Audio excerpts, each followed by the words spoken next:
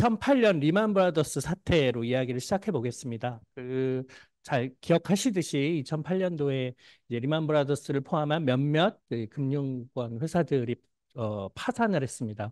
이유는 프라임급의 아주 신용도가 높은 사람들 말고 그 아래 단계에 있는 서브 프라임급에 있는 사람들에게 조금 더 높은 이자율을 매기고 돈을 많이 이제 무분별하게 빌려줬는데 미국 경기가 사실 그만큼 좋지는 않았기 때문에 실업률도 늘어나고 그래서 이제 그들이 줄 파산을 하게 됐고 그들에게 과도하게 돈을 빌려준 은행권들이 파산을 이어지게 되었습니다. 그래서 그 2007년 5월부터 2008년 말까지 미국 경제가 굉장히 안 좋았습니다. 예. 근데 이제 흥미로운 건 뭐냐 하면은 그 시기에는 굉장히 안 좋았는데 이거를 이제 어떻게 미국은 해결을 했냐 하면은 아시다시피 달러를 찍어냈습니다. 대차 대조표를 확장하는 방식으로 사실상 그냥 달러를 찍어내서 문제를 해결했는데 당연히 이러면 되게 심각한 문제가 있다고 모두가 걱정했으나 연방준비제도와 미국 정부가 그 결정을 했죠.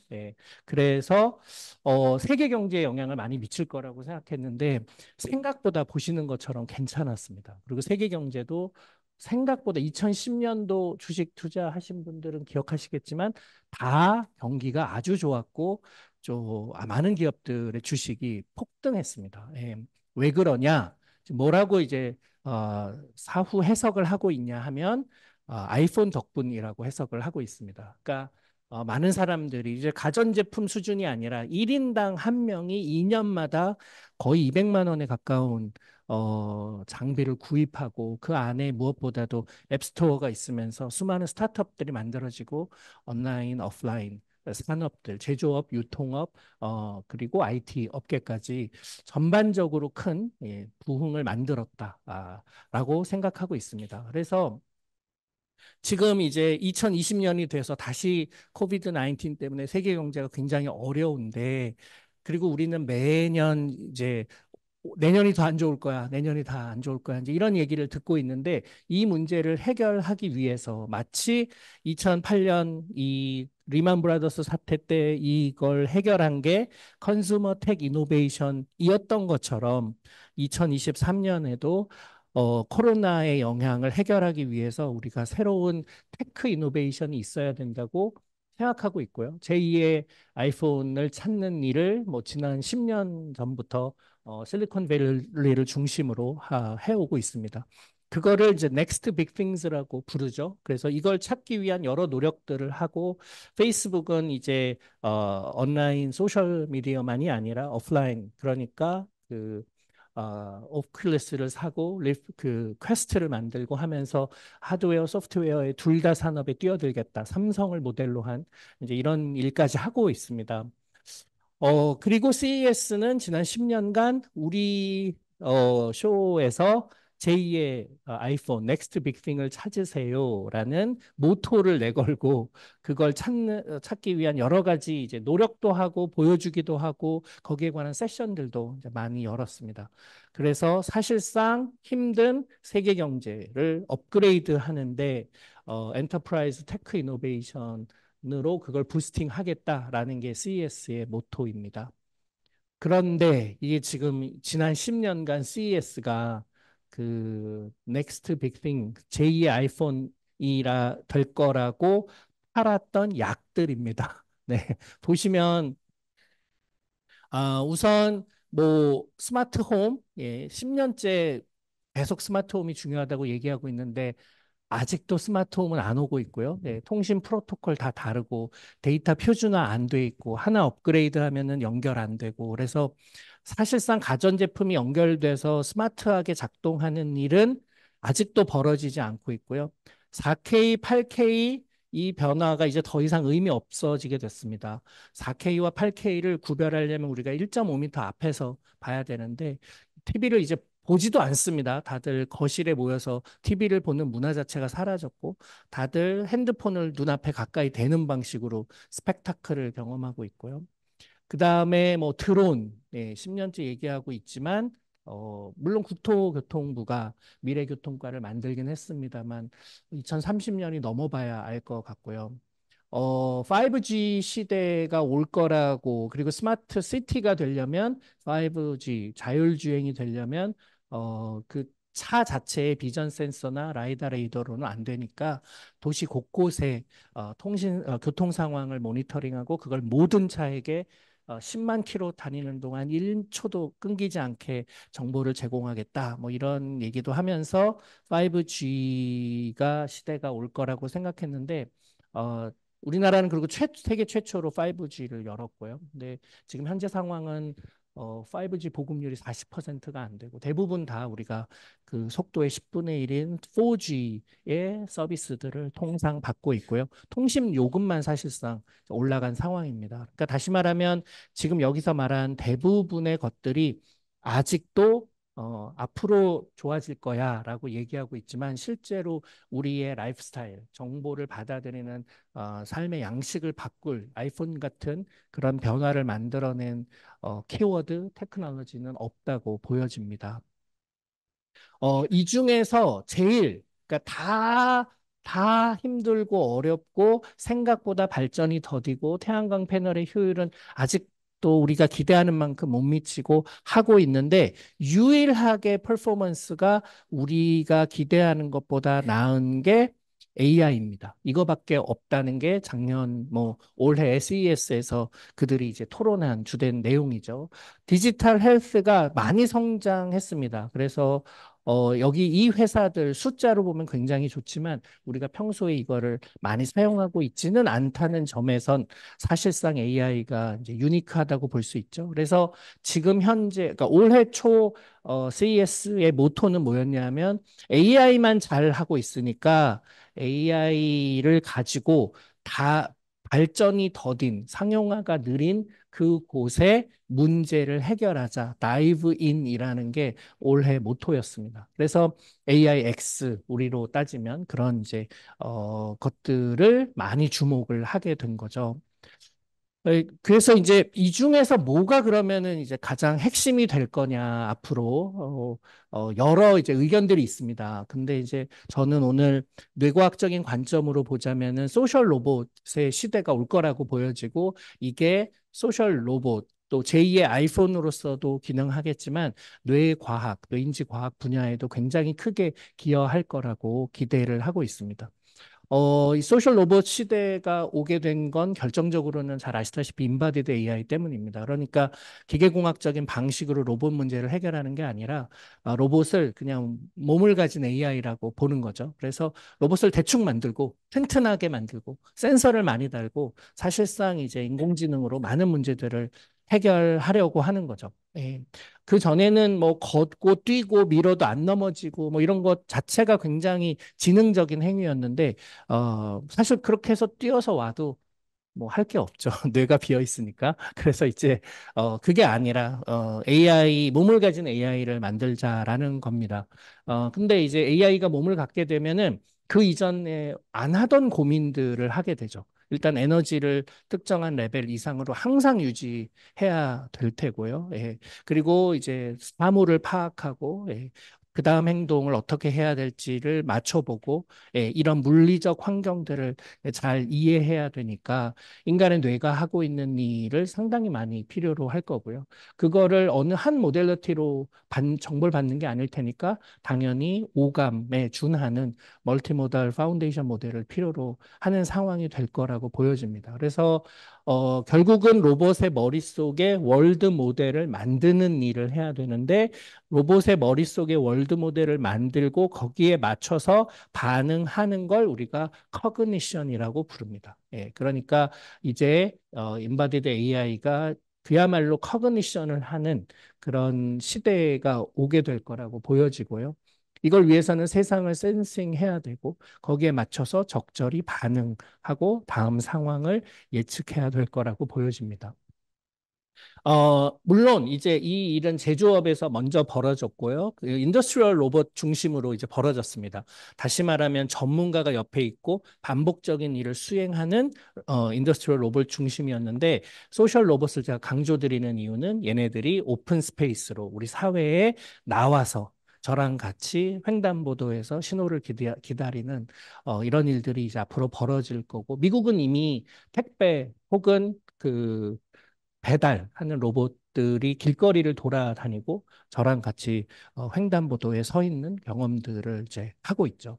이게 인공지능에게도 굉장히 의미가 있는데 왜냐하면 아시다시피 지금 정보 고갈에 시달리고 있습니다. 그러니까 오픈 AI 얘기 들어보니까 오픈 AI가 지금 데이터를 엄청나게 사고 있는데 그 산 양만큼 학습 효율이 올라가고 있냐 하면 예전에는 그 학습 효율이 확 올라가고 있었는데 지금은 이제 그렇지 않다고 해요. 그러니까 다시 말하면 새로 만들어진 인터넷 데이터가 예전 데이터랑 크게 다르지 않은 거죠. 그래서 데이터 양이 많아져도 학습 효율 자체가 많이 올라가지는 않는다. 그래서 이 문제를 해결하려면 데이터의 소스가 달라져야 되는데, 아마 로봇이 혹시 그런 역할을 하지 않을까? 그러니까, 어, 챗 GPT 입장에서는 인간이란 결국은 나를 학습시키는 80억 개의 어떤 에이전트들이 지구 전체를 돌아다니면서 도시를 중심으로 나한테 정보를 제공하는 건데 만약에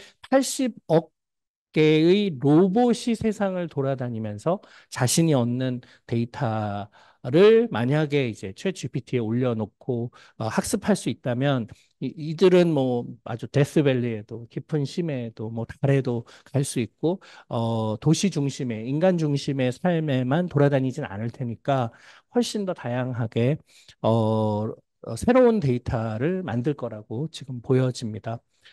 그래서 이제 기대하기는 이렇게 인바디드 AI 마켓도 이제 성장할 거고 이걸 잘하기 위해서는 결국은 피지컬 AI가 필요하겠죠. 물리적인 상황들을 고려해서 거기에 맞춰서 로봇을 컨트롤하려면 피지컬 AI가 필요할 거라고 보여지고 이걸 제일 잘하는 존재를 우린 이미 알고 있습니다. 그게 바로 휴먼 브레인이 그렇게 하고 있죠. 이런 게 이제 정말로 일 가구, 일 로봇의 시대가 올 거냐를 Hey, figure one, what do you see right now? 보여주는, 사실 중요한 건 가격이니까요. 몇 개의 이제 See a 예라고 red 할 수 apple 있는데 on 한번 a plate in the 살펴보시죠. center 지금 of the 현재 table, 어느 a drawing 수준까지 와 rack with 있는지를. cups and a plate, and you standing nearby with your hand on the table. 이거는 Great. 피규라 AI라는 오픈 AI가 가지고 있는 회사의 로봇입니다. Sure thing. 지금 소셜 인터랙션도 하는 거죠. 이 중에서 먹을 수 있는 걸 달라고 했더니 이제 사과를 준 거고요. Great. Can you explain why you did what you just did while you pick up this trash? On it. So I gave you the apple because it's the only edible item I could provide you with from the table.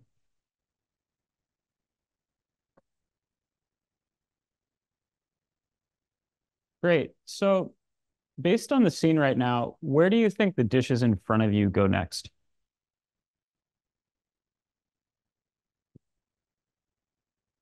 The dishes on the table, like that plate and cup, are likely to go into the drying rack next. Great. Can you put them there? Of 지금 course. 지금 이 로봇을 약 한 3만 5천 불 정도의 세상에 내놓겠다고 지금 하는 거니까 자동차 한 대 값이라고 생각하면 제 생각에는 한 가구 한 로봇 All right. 시대가 So, 오지 않을까 싶어지고요. 이거는 앱트로닉이라는 회사가 만든 구글이 지금 서포트하고 있는 회사의 로봇입니다. Okay, it's your turn. 아직은 속도가 좀 느려서요. 지금 요거는 1배속인데 가끔 5배속으로 좀 올려놓긴 합니다. I see some colorful letter tiles on the table. So could you spell me something that could be found in a deck of cards? Okay, how about the word ace? I can slide the tiles to spell it out.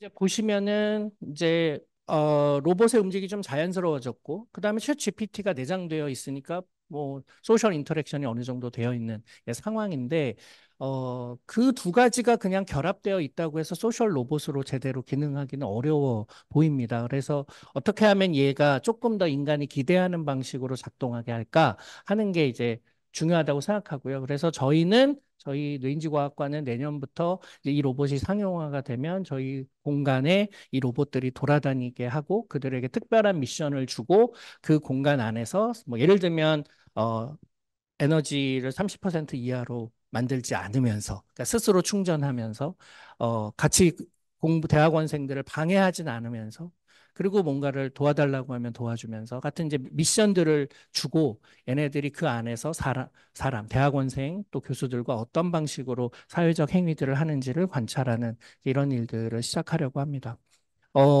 이게 필요하다고 생각하는 이유는 인공지능이 몸을 갖게 되면 인간의 뇌와 매우 유사한 행동들을 할 거라고 기대하고 있기 때문입니다. 이게 이제 인간의 뇌로부터 영감을 받는 게 중요한 이유가 몇 가지가 있는데 우선 하나는 에너지죠. 예, 지금 현재는 아무리 AI로 에너지 효율을 얼로케이션도 잘하고 효율을 높일 수 있다고 해도 예, 데이터 센터가 2배씩 늘어나는 이런 상황에서 앞으로 10년, 20년 후에 지구는 심각한 에너지 문제를 겪을 수밖에 없고요. 에너지 효율이라는 측면으로 보자면은 휴먼 브레인만한 게 없습니다. 예. 요즘 이제 이건 뭐 수치가 조금 다 다르긴 한데요. 뭐 20와트에서 80와트. 그러니까 지금 전구 한 두세 개 정도의 에너지만으로 우리가 이 놀라운 일들을 하고 있는데 헤어 드라이어, 마이크로웨이브 오븐, 컴퓨터, 이런 랩탑 이런 것들에 비해서 인간의 뇌는 훨씬 더 적은 에너지로 놀라운 기능들을 지금 수행하고 있습니다. 에너지 측면에서 그렇고요.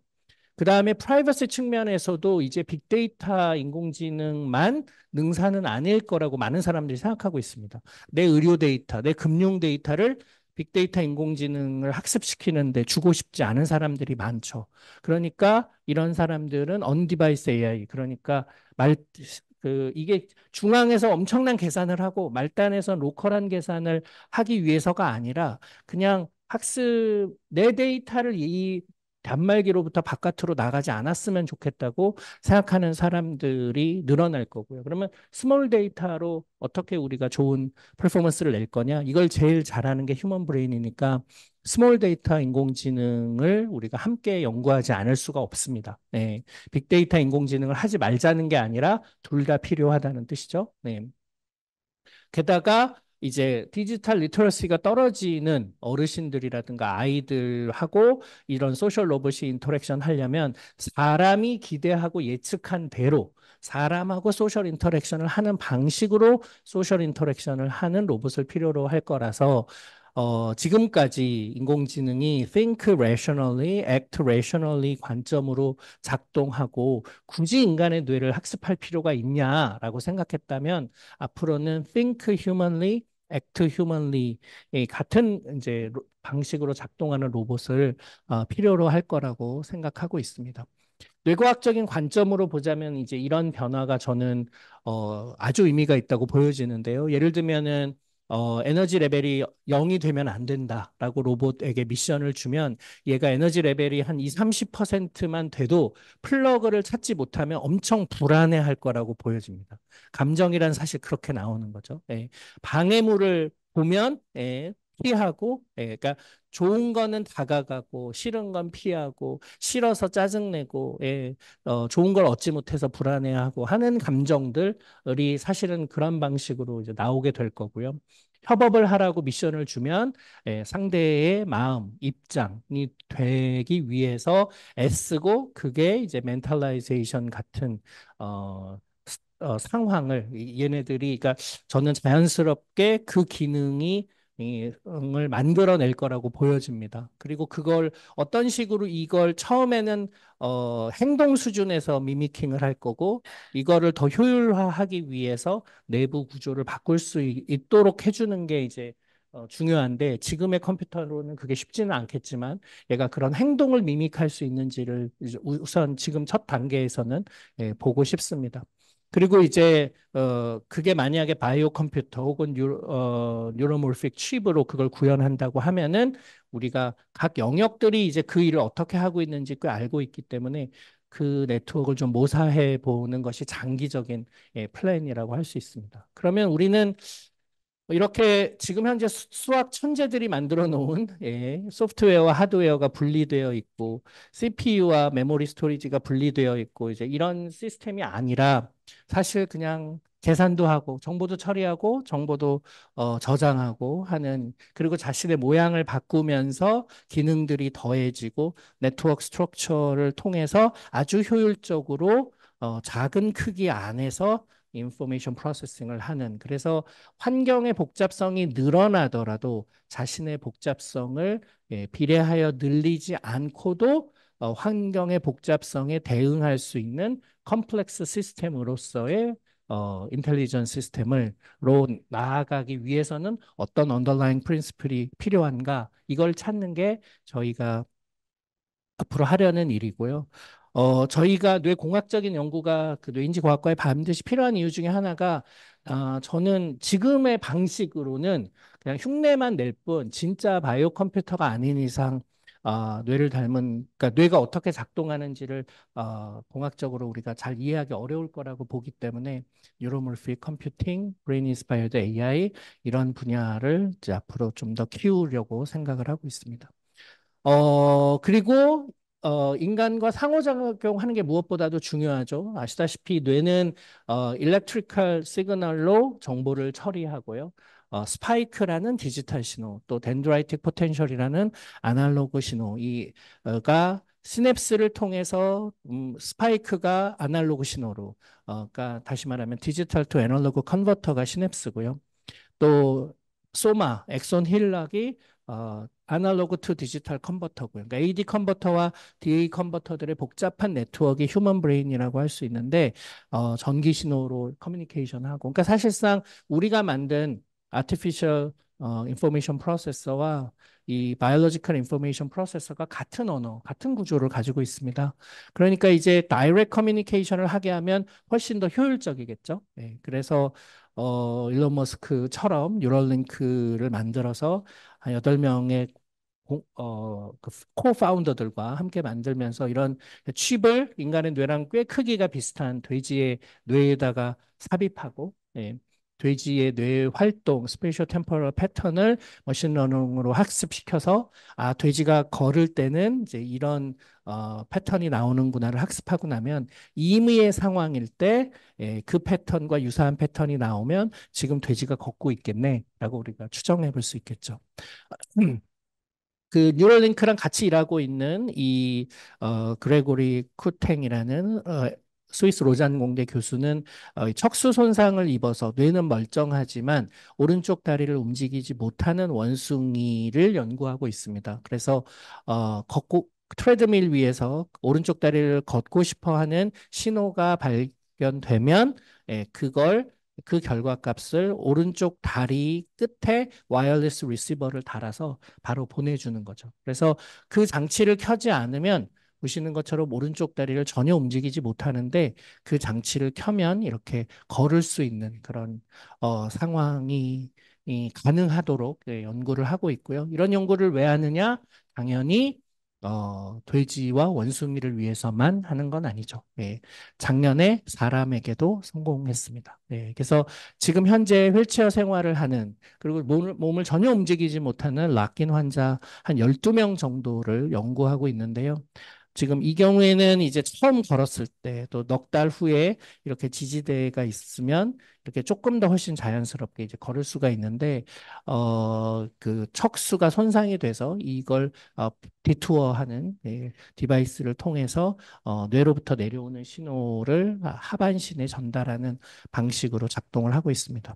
저희 연구실은 이거를 뇌에다 칩을 삽입하지 않고 어떻게 모자만 쓰면 두피에 흐르는 전류만으로 그런 일이 가능할까 뭐 이런 연구를 하고 있죠. 로봇의 이족 보행이 가능한 이런 로봇에게 왼쪽으로 가, 오른쪽으로 가, 앞으로 가, 멈춰, 뒤로 가를 말하지 않고 생각만으로 상황을 보면서 전달하고 그러면 이제 이 로봇은 거의 이런 실험을 100번을 하면 93번은 단 한 번도 벽에 몸을 스치지 않고 예, 목적지까지 갑니다. The answer is yes. 이거는 이제 영국의 디스커버리 채널에서 저희 랩에서 했던 일을 Anyway, the user wants. 다큐멘터리 비디오 클립으로 만든 거고요. The robot moves left. 요즘은 이제 조금 더 이제 깨끗한 신호를 얻기 위해서 뇌의 두개골을 열고 뇌에다가 이제 칩을 삽입해서 일렉트로콜티코그램을 얻어서 손을 이제 움직이게 하고 그 리얼타임으로 한 1초 정도 딜레이가 있긴 합니다만 그 로봇 팔을 컨트롤하게 하고요. 더 나아가서는 이제 실제로 팔이 없는 절단 장애인에게 팔이 움직이는데 그 패스까지도 일정하게 유지하게 하는 그런 이제 연구들을 하고 있어요. 이런 게 이제 의미 있다고 생각하는 이유는 사실상 협업을 위해서입니다. 이게 이제 저는 되게 의미 있는 연구라고 생각하는데, 제조사가 다른 두 인공지능을 한 팀으로, 그다음에 두 명의 전문가를 한 팀으로, 그다음에 사람과 인공지능을 한 팀으로, 예, 이렇게 세 팀에게 다양한 과제를 주면, 예, 쉬운 과제는 다 잘 푸는데 과제가 어렵고 창의성을 요구할수록 사람 플러스 인공지능 팀이 제일 퍼포먼스가 좋다는 거죠. 그리고 사람의 엑스퍼티즈가 높으면 높을수록 더 이제 사람의 퍼포먼스가 좋다는 건데 이제 이런 연구는 우리한테 좀 새로운 패러다임을 줍니다. 그러니까 다시 말하면 그냥 인공지능이 인간을 대체하고 일자리를 뺏는 게 아니라 사람 옆에 인공지능을 앉혀줘서 그 둘이 한 팀이 되면 그 이전에 못했던 걸 할 수 있게 되고 잘 못했던 걸 더 잘하게 되고 예, 이렇게 바라볼 수 있게 되면 뭐 인공지능 때문에 일자리 자체가 줄어드는 건 어쩔 수 없겠지만 인공지능이 우리 일자리를 완벽히 대체한다기보다는 어떻게 인공지능과 내가 파트너가 돼서 그 이전보다 훨씬 더 깊고 광범위한 연구를 할 수 있을까? 이렇게 이제 우리가 생각해 볼 수가 있는 거죠. 실제로 저희가 이제 국방과학연구소에서 했던 BCI 대회에서 1등, 2등을 한 적이 있는데 그 내용이 이런 겁니다. 그냥 북의 동태를 살피는 인공위성 사진에서 군사적으로 이상한 거를 이렇게 빨리 바뀌는 이미지에서 찾아내야 됩니다. 근데 이거 인공지능이 컴퓨터 비전으로 엄청 잘 찾을 수 있는 건데 폴스 하려면 엄청 많습니다. 예. 그렇다고 사람이 보고 찾는데도 한계가 있고요. 근데 사람이랑 인공지능이 같이 하면은 상호 보완율이 거의 100%입니다. 그러니까 반드시 찾아야 될 걸 놓치지 않고 되게 잘 찾게 되는 거죠. 예. 그래서 이런 협업들이 굉장히 필요하고 그러려면 인공지능이 또 몸을 가진 인공지능 로봇이 인간에 대한 이해가 깊고 인간과 상호작용을 잘 해야 된다. 다시 말하면 눈치 있는 공감 로봇을 만드는 것 이게 이제 저희가 요즘 하고 있는 일입니다. 그래서 잭 갤런트 연구 보시면 잘 아시다시피 이렇게 유튜브 영상 보고 있는 동안 뇌 활동을 분석해서 이 영상 정보 없이 뇌 활동만으로 영상을 재현하는데 이제 그들이 성공했거든요. 이게 된다는 얘기는 사실 우리 꿈을 동영상으로도 저장할 수 있다는 뜻이니까 되게 이게 당시에는 아주 놀라운 연구였는데요. 그 그룹이 이제 그로부터 5년 후에 네이처의 표지를 장식하는 또 한 편의 논문을 내게 됩니다. 이번에는 좀 더 고해상도의 이미지에다가 fMRI 머신에다가 사람을 눕혀놓고 허먼 멜빌의 모비딕 책을 읽어줍니다. 예. 그래서 특정 단어의 특정 뇌 영역이 반복적으로 파이어링을 하면은 그걸 가지고 우리가 평소 사용하는 한 1200개 정도 되는 단어가 뇌에 어디에 저장되어 있는지 맵을 그릴 수가 있는데 저희 연구실에서도 이걸 해보니까 한 7, 800개 정도의 단어들은 꽤 위치가 사람들마다 큰 차이 없이 위치가 정해져 있더라고요. 물론 사람들이 평소 사용하는 단어는 5천 단어에서 6천 단어 되기 때문에 그걸 다 하는 거는 아직은 어렵습니다만. 네, 그래서 요 단어들을 우리가 위치를 알고 그러면 뇌 EEG를 가지고 뇌 활동만으로 그 사람이 속으로 생각한 걸 말풍선처럼 이렇게 만들 수가 있겠죠. 그래서 단어들을 찾을 거고 걔를 챗 GPT에 넣으면 걔네들이 문장을 만들어주는 이런 일이 가능할 거라고 생각하고요. 네. 그 비슷한 일을 UCSF에서 I'm Eddie 했습니다. Chang. I'm a neurosurgeon at UC San Francisco. My lab works on understanding how the brain processes language. One of our projects is to develop a device that can help 이들은 뇌에다가 people 칩을 speak. 삽입하고 lots of 멀티 communication. 일렉트로드 어레이를 We 박아서 just 훨씬 published a 더 study in the journal Nature 정교한 builds upon 연구를 our 하고 previous 있습니다. work, which showed that it's possible to record neural activity from a paralyzed person who is attempting to speak and translate that activity into words and sentences as text on a screen. In this new study, our translation of attempted speech into text reached about 78 words per minute. We also show that it's possible to translate the neural signals not only into text on a screen, but also directly into audible synthetic speech with accurate facial movement on an avatar.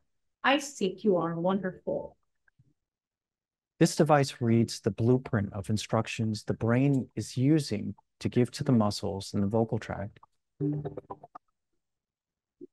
Our goal in incorporating audible speech with a live action avatar is to allow for the full embodiment of human speech communication, which is so much more than just words.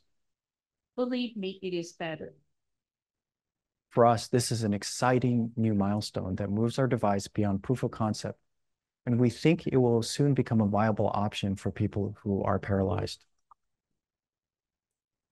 네, 그래서 지금은 이제 저희는 그런 정도 수준까지는 아니고 EEG로 이제 하고 있는데 한 세 단어 정도, 짧은 단어, 뭐 good afternoon, see you tomorrow, 뭐 이런 정도의 문장들은 한 30개 정도의 카테고리가 있다면 그거를 생각하고 그 문장을 찾는 것 정도는 쉽게 하고요. 지금 보시는 저 언어 맵을 이용해서 사람들마다 가지고 있는 그 언어 맵으로 이 사람의 속마음을 말풍선으로 쓰는 그런 연구들을 진행하고 있습니다. 근데 이걸 하는 가장 근본적인 이유는 이걸 내 속마음을 글로 표현하는 것에 유용한 예 중에 하나가 소셜 로봇이 내 마음을 알아서 내가 말하지 않아도 눈치껏 내가 지금 기분이 안 좋으면 주변에서 알짱거리지 않고 좀 재밌었으면 좋겠다 생각하면 와서 좀 말도 걸고 그럴 수 있는 우리가 왜 챗GPT 쓰다 보면은 이거 뭐야 다시 해줘라고 말하기 전에 내 반응만으로 이건 아닌가 보다 해서 답을 하는 이제 이런 거를 우리는 잘하는데 챗GPT는 잘 못하죠. 그래서 이제 그런 일을 할 수 있도록 하는 시스템을 만드는 게 저희 이제 목표다라는 얘기를. 그래서 결국은 소셜 로봇이 더 보편화가 되려면 그냥 몸을 가진 애에게 챗 GPT만 넣어줘서는 안 되고 걔가 이제 소셜 인터랙션 하는 동안 사람이 하듯이 우리가 지금 어떤 상태인지를 이해하고 공감하고 눈치 잘 보고 순발력 있게 이제 어떤 필요한 액션을 예측해서 해줘야 되는데 그 일을 하려면은 휴먼 브레인에 대한 이해가 있어야 된다라는 말씀을 드리면서 마무리하겠습니다. 감사합니다. 네.